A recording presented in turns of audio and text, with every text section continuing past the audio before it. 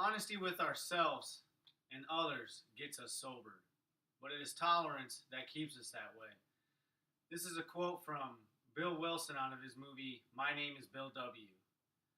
Alcoholism and alcohol use affect millions of people worldwide, and most people are aware of and probably know someone who has attended an Alcoholics Anonymous meeting. Alcoholism is a widespread problem and has negatively impacted millions of people. Bill Wilson aimed to change the outlook on alcoholics and help create AA, or Alcoholics Anonymous. His research and work still motivates AA users and their families today. I'm here to talk a little bit about Bill Wilson's history, the way he was viewed as an alcoholic, uh, what he did, what he thought needed to change, and what he did to keep himself sober, and how he helped create what is now known as a world-renowned rehabilitation program. Bill Wilson was 22 years old when he came home from World War I. He was married. He thought very highly of himself, and he held his head high.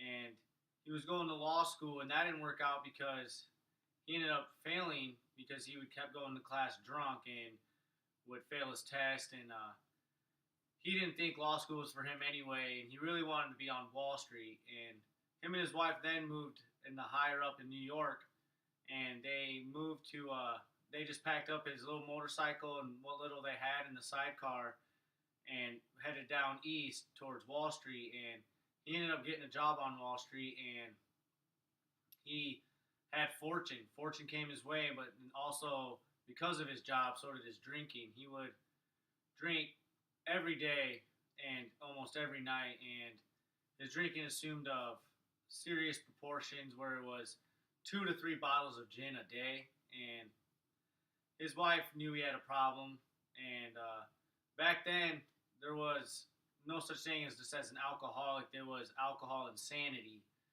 and he didn't think he had that. He knew his mind was going insane, but he didn't know why. And he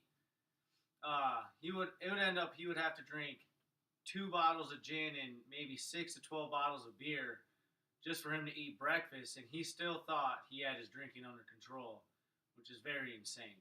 And he was hospitalized 4 times for alcohol insanity, which is pretty much he was in an insane asylum for him losing his mind. And he lost his job, and he lost a lot of friendships due to his drinking. He got in fights.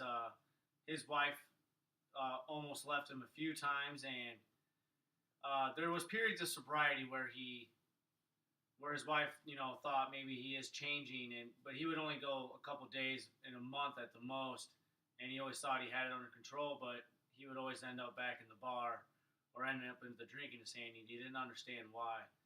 And it wasn't until after his 3rd hospitalization, when he was still drinking, an old drinking buddy, an old childhood friend, came over and wanted to talk to him, and they sat at his kitchen table, and his friend was trying to talk to him. Bill kept trying to pass him a drink, and his friend denied it and kept saying, "I'm sober now." And Bill didn't understand why, because his friend was also, he was in an alcoholic insanity program, and Bill kept asking him, "How did you escape?"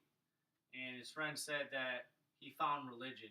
And Bill didn't understand that, and his friend was telling him that there was 2 gentlemen that went before the judge and told him that there is a program, a religious program for alcoholic insanity that they wanted to get him in. And his friend got into it, and he was sober for 3 months. And Bill really wasn't a religious person, and he didn't understand that. He believed that there was a God, but he just didn't know.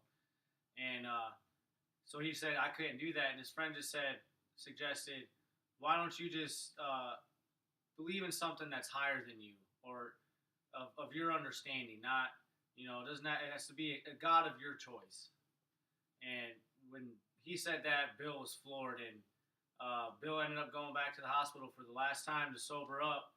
And then he stayed sober, and he wanted to help others just like his friend helped him. So he went about it the wrong way in the beginning. He would go to bars and find people who were drunk and belligerent, and he would take them back to his house and try to sober them up and praise religion and pound religion into their heads, and that obviously didn't work.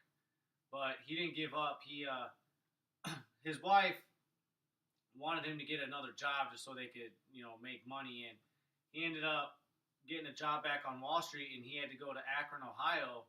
And while he was there on business, he was lonely, and he didn't want to. And there was a bar in his hotel, and he needed to find something to do so he would stay away from it. And he ended up calling ministries, and a minister told him that there was a guy that was in for alcohol insanity at this hospital, and he could go talk to him. And he ended up going there, and this guy was Dr. Bob, and Dr. Bob didn't want nothing to do with him, didn't want to talk about it.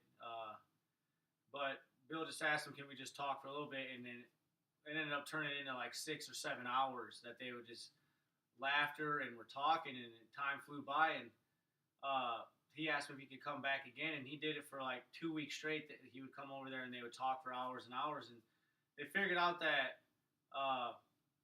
they both had a lot in common with their alcohol insanity, and that they can help each other talk about their war stories and what they can do to stay sober. And for Bill, for talking to people like that have the same problem, is what helped him stay sober. So he ended up going back home. He told his wife about it, and then he started having meetings inside his living room of people that he would go to the hospital and tell them that he thinks he found something, that if they want to and they want to stay sober, come over to my house and I'll teach you about it. And so that's how the first meeting started, and it started getting known.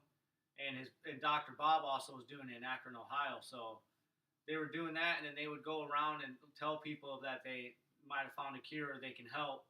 And that's how the AA started. It was just in his living room, and it got published in New York Times about it, and that's how AA started. And now, Bill Wilson's tragedies and hardships with alcoholism ultimately led him to finding his higher power and began his process of recovery.